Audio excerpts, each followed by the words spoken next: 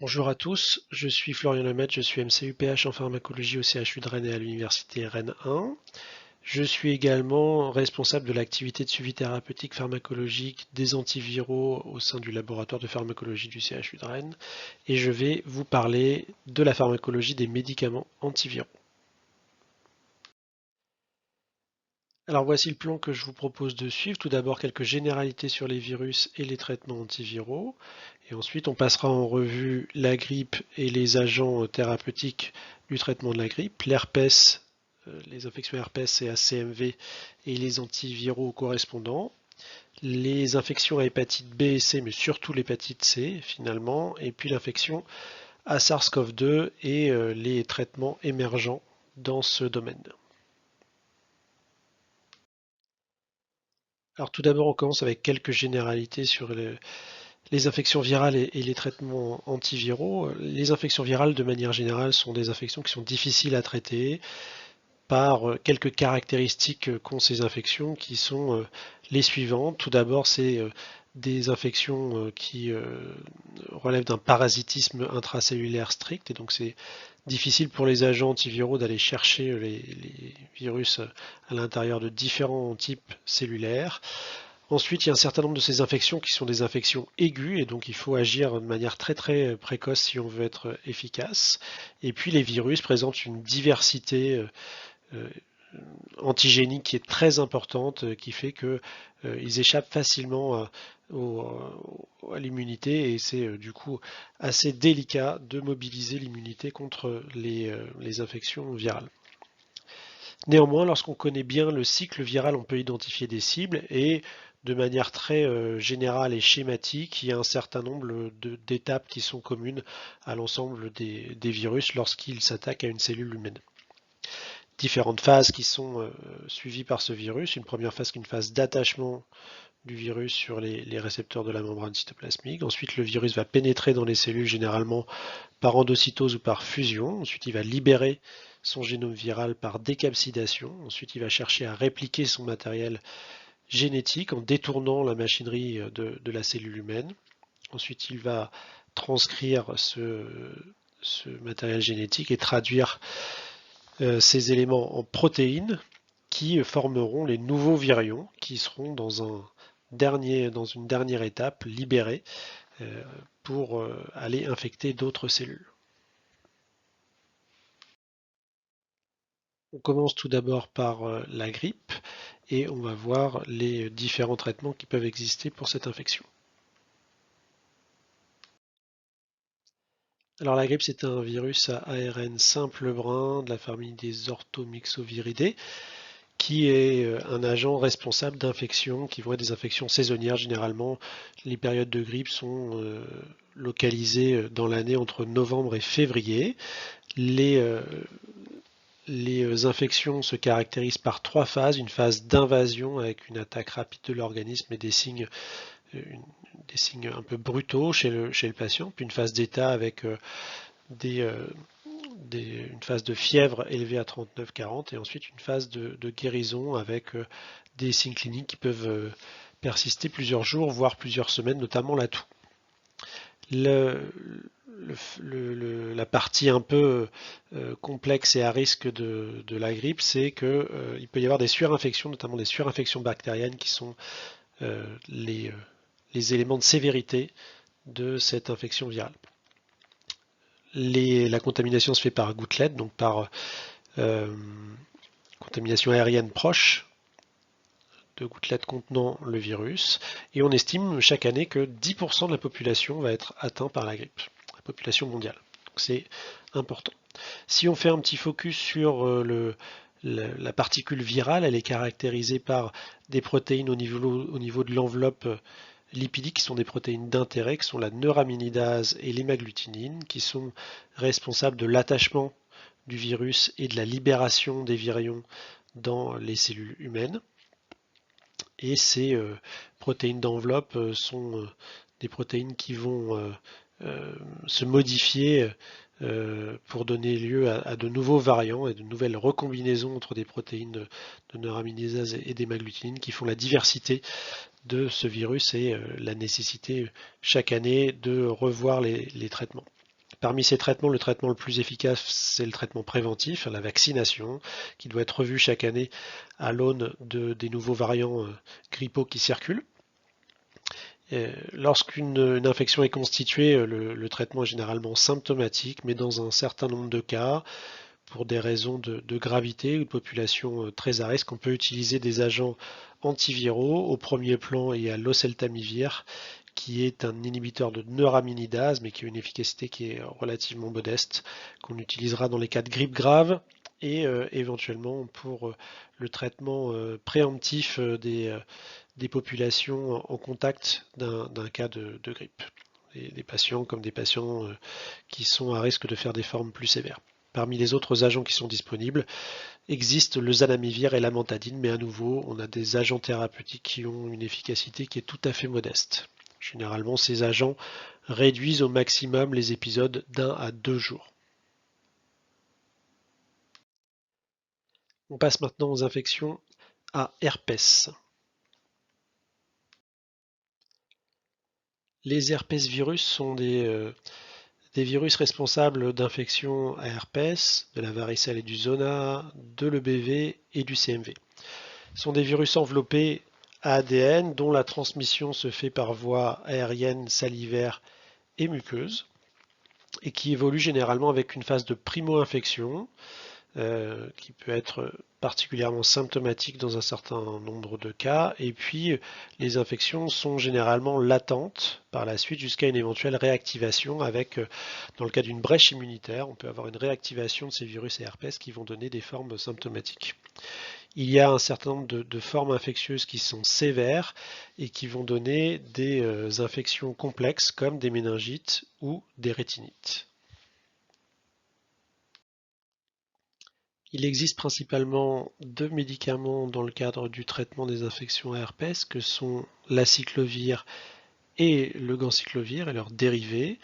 Ces médicaments sont des analogues de la guanosine qui vont être triphosphorylés et qui vont servir de faux substrat et de leurre à l'ADN polymérase virale et qui vont donc remplacer les nucléotides endogènes et qui vont de fait arrêter l'élongation de l'ADN proviral et induire la mort du virus. Ces médicaments, l'aciclovir et le ganciclovir, peuvent être administrés par voie intraveineuse, mais également par voie orale sous forme de prodrogues, qui sont formulés de telle manière à essayer de générer une exposition équivalente à ce qu'on obtiendrait avec une forme intraveineuse. Ce sont des médicaments avec une pharmacocinétique assez simple, une élimination majoritaire par voie rénale, et donc il faudra faire particulièrement attention chez les patients qui auront une fonction rénale diminuée, qui pourront accumuler ces médicaments et avoir un certain nombre d'effets indésirables, concentrations dépendantes qui peuvent apparaître. Parmi ces effets indésirables, on note une myélotoxicité qui peut être importante avec neutropénie, thrombopénie et anémie.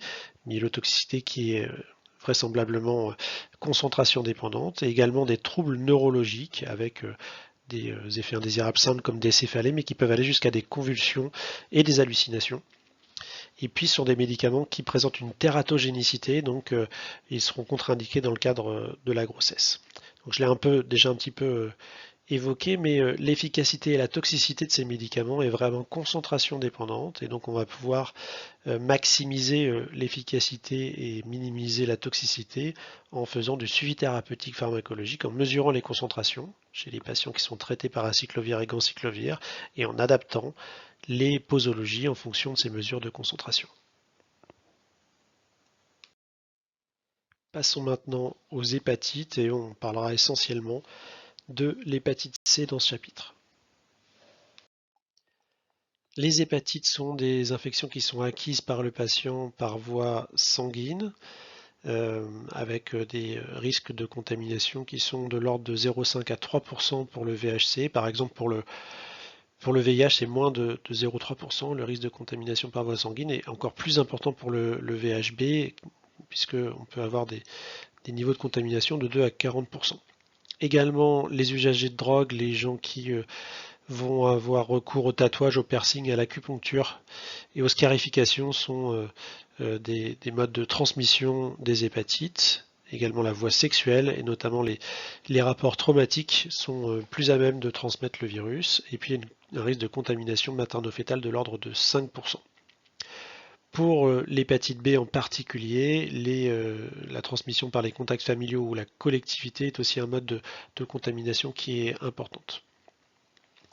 Généralement, ces hépatites se caractérisent par une première phase qui est dans 80% des cas asymptomatique, mais si on fait une mesure biologique chez les patients, on peut voir des augmentations des transaminases de manière très importante qui peuvent dépasser les 10 fois la normale. Et puis certains patients vont présenter des ictères qui peuvent être un signe d'appel d'une hépatite. Parmi les signes de gravité, il y a le fait d'avoir un TP inférieur à 50%. Et puis les patients qui vont développer une encéphalopathie sont des patients qui ont des signes prodromaux d'hépatite fulminante, et donc il faudra les hospitaliser en unité de soins critiques pour les prendre en charge. Le virus de l'hépatite B est un virus à ADN. On estime qu'il y a 350 millions de personnes dans le monde qui souffrent d'une infection chronique AVHB, avec, dans le cas de ces infections chroniques, un risque de passage à la cirrhose de l'ordre de 25%. Pour le VHC, il s'agit d'un virus à ARN, et on considère que 3% de la population mondiale est infectée par ce virus, avec une fréquence de passage à la chronicité qui est extrêmement importante, qui est, vous le voyez, de 80%. On va parler maintenant essentiellement de l'hépatite C. Donc pour l'hépatite C, on a été longtemps désarmé en termes d'arsenal thérapeutique et de traitements disponibles pour traiter cette infection, et c'est seulement l'apparition de la ribavirine à la fin des années 90 qu'on a pu commencer à avoir un taux de réponse virale soutenue qui était de l'ordre de 30 à 40%. Et puis pendant un certain nombre d'années, il n'y a pas eu d'amélioration jusqu'à l'apparition des agents antiviraux directs à la fin des années 2000, au début des années 2010, avec d'un seul coup vraiment une marche qui a été franchie en termes d'efficacité, avec des traitements qui avaient une efficacité de l'ordre de 70%. Et puis maintenant, les nouveaux agents antiviraux directs pangénotypiques ont une efficacité qui est assez exceptionnelle, puisque dans la plupart des cas, c'est plus de 95% des patients qui vont être guéris grâce à ces traitements. Quelques mots sur les traitements historiques de l'hépatite C qui ne sont plus guère utilisés maintenant. Initialement, on utilisait les interférons, qui sont des cytokines, médiateurs intercellulaires en réponse à un stimulus, et notamment un stimulus d'infection virale pour l'interféron alpha, qui possède des propriétés antivirales et immunomodulatrices, et qui était utilisé donc dans le traitement de l'hépatite C. On a par la suite modifié un peu ces interférons pour les pégylés, donc en utilisant du polyéthylène glycol, ce qui a permis d'administrer ces médicaments avec une demi-vie plus importante et donc une efficacité un petit peu plus importante, mais ces médicaments ont présenté de nombreux effets indésirables, notamment des effets indésirables graves neuropsychiatriques. La ribavirine a longtemps constitué l'agent principal du traitement de l'hépatite C. C'est un analogue nucléosidique, un analogue de la guanosine, qui, un peu comme ce dont on a dit avec le ganciclovir et l'aciclovir, doit être triphosphorylé, mais son dérivé monophosphate a déjà des propriétés antimétabolites, avec l'inhibition de l'inosine monophosphate déshydrogénase. Donc c'est un effet antimétabolite assez classique et qui est à l'origine d'une toxicité hématologique, elle aussi classique, qu'on retrouve également avec d'autres agents antimétabolites. Le dérivé triphosphorylé va induire une inhibition de la polymérase virale, en jouant le rôle de faux substrat dans la chaîne de polymérisation. C'est un médicament qui possède une demi-vie qui est extrêmement longue, de l'ordre de 300 heures, et donc le problème principal avec ce médicament, c'est les effets indésirables hématologiques qui sont concentration dépendants et qui nécessitaient un suivi thérapeutique pharmacologique pour leur prévention. Mais ces agents thérapeutiques ont été remplacés dans les années 2010 par des nouveaux antiviraux d'action directe qui découlent en fait de l'identification de nouvelles cibles dans le cycle viral de l'hépatite C. et notamment des cibles de protéase et de polymérase.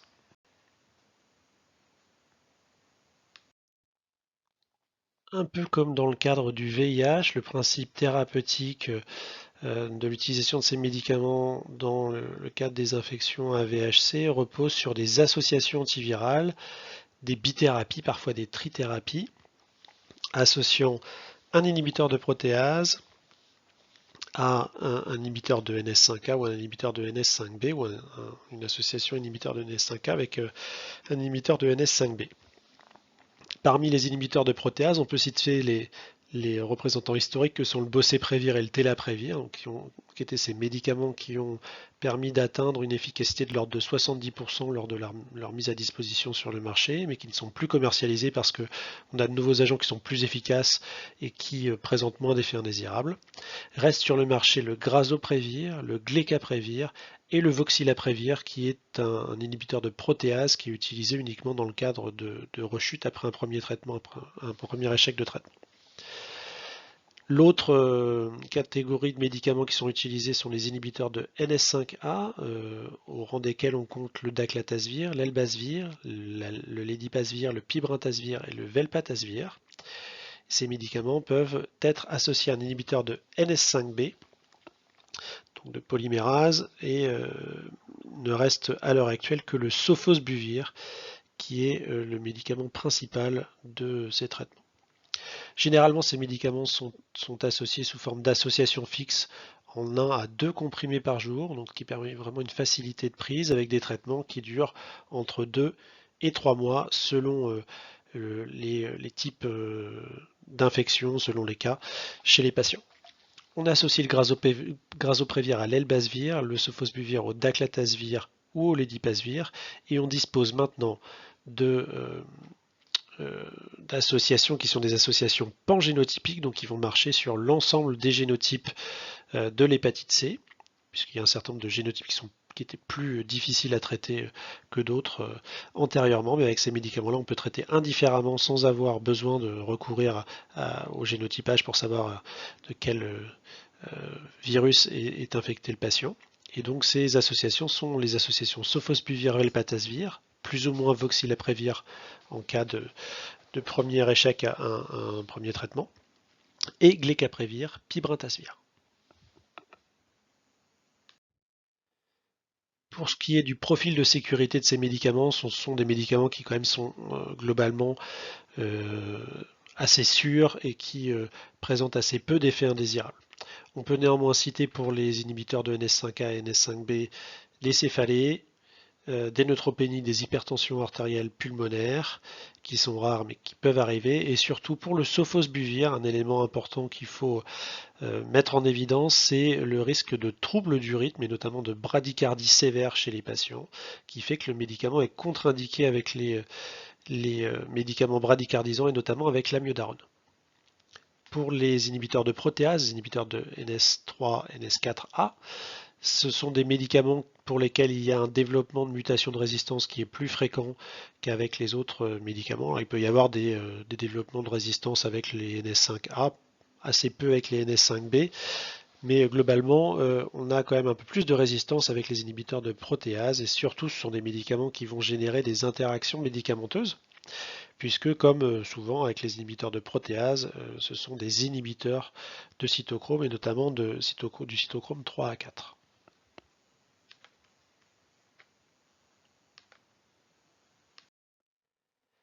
Alors je l'ai dit, les inhibiteurs de protéase peuvent entraîner des inhibitions enzymatiques qui peuvent être importantes, du cytochrome 3 à 4 ou de la PGP, de la P-glycoprotéine, et donc être à l'origine d'interactions médicamenteuses. Mais les agents antiviraux directs peuvent aussi être victimes d'interactions médicamenteuses, puisqu'un certain nombre d'entre eux sont des substrats du cytochrome 3 à 4 et de la PGP. Il faudra donc être extrêmement prudent lors des associations avec d'autres médicaments. Et également, un élément que je voulais mettre en avant, c'est qu'il peut y avoir des interactions médicamenteuses qui sont liées à la modification du pH. Et c'est le cas, par exemple, du velpatasvir, qui est un inhibiteur de NS5A qui est associé au sofosbuvir dans le traitement de l'hépatite C. Ce médicament-là est très sensible à l'alcalinisation du pH gastrique. Et donc quand on utilise ce médicament de manière concomitante avec des antiacides, eh ben, on peut avoir une diminution de l'exposition au velpatasvir et donc un risque d'échec thérapeutique. Vous le voyez sur cette figure, à mesure qu'on a une efficacité plus importante en termes d'utilisation d'antiacides, parce qu'on part d'anti-H2 qui sont faiblement efficaces jusqu'à des inhibiteurs de la pompe à protons à doses qui peuvent être très élevées, comme 40 mg d'oméprazole. Vous voyez qu'on arrive jusqu'à une diminution de l'exposition du velpatasvir de plus de 50%. Donc on perd plus de la moitié de l'exposition au velpatasvir et donc on va peut-être potentiellement à un risque d'échec chez le patient dans le cas du co-traitement. On termine maintenant avec les infections à coronavirus.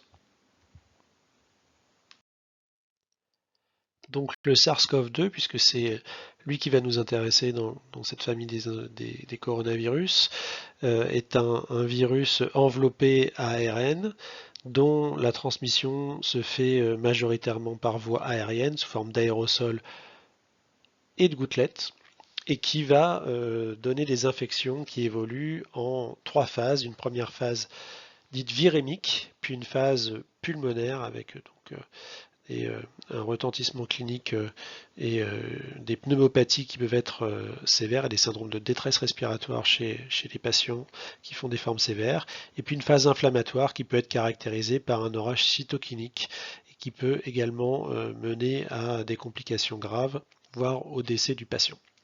Ces infections génèrent un grand nombre d'hospitalisations chez les patients à risque et éventuellement un passage en soins critiques et éventuellement des décès également chez ces patients. Donc ce sont des infections qui sont des infections graves.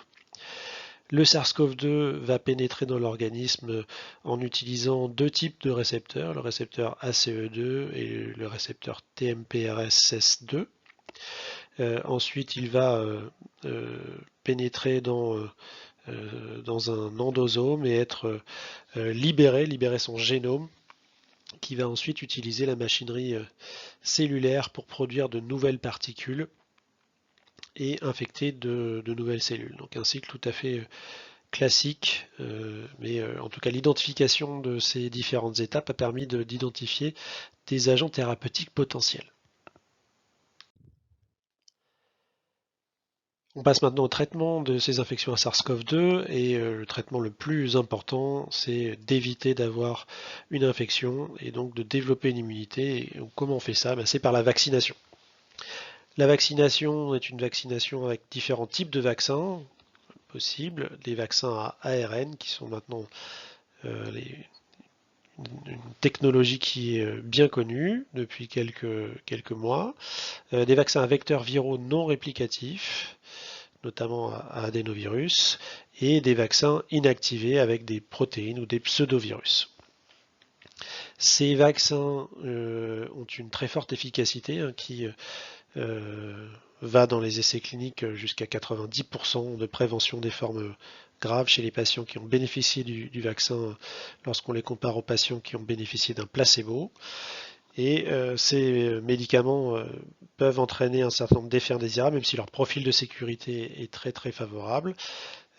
Des allergies, et notamment des allergies à un constituant excipient de ces vaccins qui est le polyéthylène glycol, notamment pour les vaccins ARN. Des myocardites, des péricardites, surtout avec les vaccins ARN chez les patients jeunes de sexe masculin en particulier. Des thromboses, et des thromboses qui peuvent être des thromboses graves, centrales, et notamment avec les vaccins à vecteurs viraux, ce qui fait qu'il y a des restrictions à l'utilisation de ces vaccins à vecteurs viraux. Et puis ces vaccins peuvent donner des épisodes d'hypertension artérielle. Il existe également des traitements prophylactiques, en particulier un traitement prophylactique qui est une combinaison d'anticorps monoclonaux, le tixagevimab-silgavimab, administré à raison de 150 mg pour chacun des 2 représentants, qui sont des anticorps monoclonaux recombinant IgG1 kappa, qui sont dirigés contre la protéine spike du virus et notamment contre son récepteur de liaison, le récepteur binding domain. Ils vont être proposés aux populations de patients qui sont à risque de faire une forme sévère, et en particulier les immunodéprimés. Mais ce sont des médicaments qui ne sont pas dépourvus d'effets indésirables, puisqu'on note un léger surrisque d'événements coronariens et d'embolie pulmonaire lors du traitement par ces deux anticorps monoclonaux. Mais les anticorps monoclonaux, ça, c'est pas forcément une thérapeutique d'avenir dans les infections à coronavirus, puisque ce sont des médicaments qui sont dirigés contre des cibles qui vont être des cibles qui vont être modifiées par l'apparition successive de variants. Et vous voyez là quelques générations d'anticorps monoclonaux qui ont été mis sur le marché et qui progressivement vont avoir une concentration inhibitrice qui va augmenter. Ça veut dire qu'ils sont de moins en moins efficaces à mesure qu'on voit apparaître des valeurs élevées d'IC50. Et un certain nombre de ces médicaments ont d'ores et déjà été abandonnés. Et donc ça ne peut représenter qu'une réponse à court terme. Hein. Lorsqu'on a vraiment besoin de répondre très rapidement à l'infection, ça a été une bonne stratégie. Et maintenant qu'on est dans une phase un peu plus avancée de réflexion, on pense que ce n'est pas forcément la bonne stratégie à utiliser que d'utiliser des anticorps monoclonaux dans cette indication. On a fort heureusement maintenant de nouveaux traitements curatifs qui sont disponibles et qui sont des traitements qui vont cibler des étapes traditionnelles du cycle viral. Tout d'abord le molnupiravir, qui est un médicament qui n'a pas d'autorisation en France, mais qui est autorisé en Europe, qui est un agent mutagène de l'ARN du virus, qui fait donc muter le virus de telle manière qu'il ne devient plus viable. Ensuite, nous avons le remdesivir, qui est un analogue nucléosidique, qui va inhiber l'ARN polymérase ARN dépendante du virus, en jouant le rôle de faux substrat, hein, donc une stratégie antivirale très très classique. Et puis plus récemment le nirmatrelvir combiné au ritonavir, qui est un inhibiteur de la protéase 3CL du virus avec une efficacité qui est aussi très importante. Le molnupiravir est un médicament qui a une efficacité qui est modeste et c'est aussi pour ça qu'il n'a pas été autorisé en France avec des risques qui sont non négligeables. En revanche, le remdesivir et le nirmatrelvir ritonavir sont des antiviraux qui sont très efficaces et vous voyez en bas de la diapositive un résumé du résultat principal dans l'étude nirmatrelvir versus placebo qui montre une réduction du risque d'hospitalisation et de décès de 87% dans le bras de patient qui a reçu le traitement expérimental. Donc, des médicaments qui sont très efficaces, le remdesivir c'est à peu près dans le même ordre de niveau d'efficacité. Et puis des médicaments qui ciblent des cibles qui sont conservées dans l'évolution virale, l'ARN polymérase et puis la protéase du virus sont des éléments qui ne bougent pas avec l'évolution du virus et l'apparition de nouveaux variants, ce qui fait que ce sont des cibles qui restent d'actualité même quand le virus se modifie et fait de nouveaux variants. Le profil de sécurité de ces médicaments, le molnupiravir, par son mode d'action, peut entraîner un risque de sélection de résistance, qui fait muter le virus, et donc on peut sélectionner un virus qui soit résistant, puis c'est un médicament qui expose les patients à un risque de tératogénicité, donc voilà, ce qui fait que finalement il n'est pas autorisé en France. Pour le remdesivir, le profil de sécurité dominé par les insuffisances rénales, et pour le nirmatrelvir, principalement des dysgueusies, des troubles digestifs qui peuvent être importants et qui sont finalement des effets indésirables très classiques du ritonavir qui est associé au nirmatrelvir. On associe le ritonavir au nirmatrelvir comme booster pharmacocinétique, mais ce faisant, ça induit un risque d'interaction médicamenteuse puisque le ritonavir est un inhibiteur important de voies métaboliques et de transport, cytochrome 3 à 4, PGP, cytochrome 2D6, mais également un inducteur d'autres voies de métabolisme que sont le cytochrome 2C19 et les UTP glucuronyltransférases. Vous voyez sur la figure de droite ce que ça peut donner lorsqu'on combine le nirmatrelvir ritonavir avec du midazolam, qui est donc un substrat type du cytochrome 3 à 4. Vous voyez que en pointillé, les concentrations de midazolam augmente de manière très très importante sous l'effet de l'inhibition par le ritonavir. Donc une exposition qui est multipliée par un facteur 11 en l'occurrence là.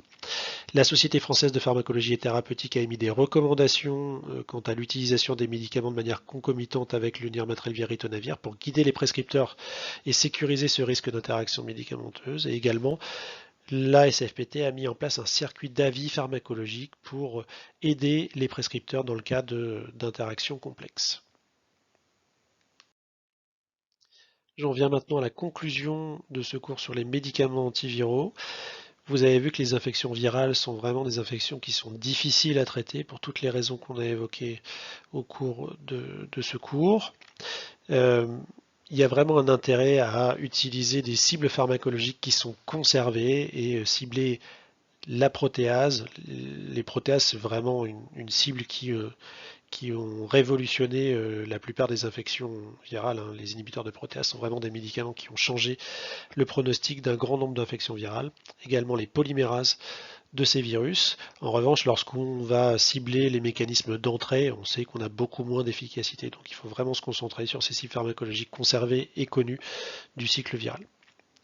Lorsque vous connaissez la pharmacologie des antiviraux, ça vous permet de sécuriser leur utilisation et de maximiser l'efficacité de ces traitements. Donc c'est vraiment un élément extrêmement important pour un pharmacologue pour apporter son conseil et son expertise aux cliniciens qui vont utiliser ces médicaments antiviraux. Voilà, je vous remercie de votre attention et je vous souhaite bonne continuation.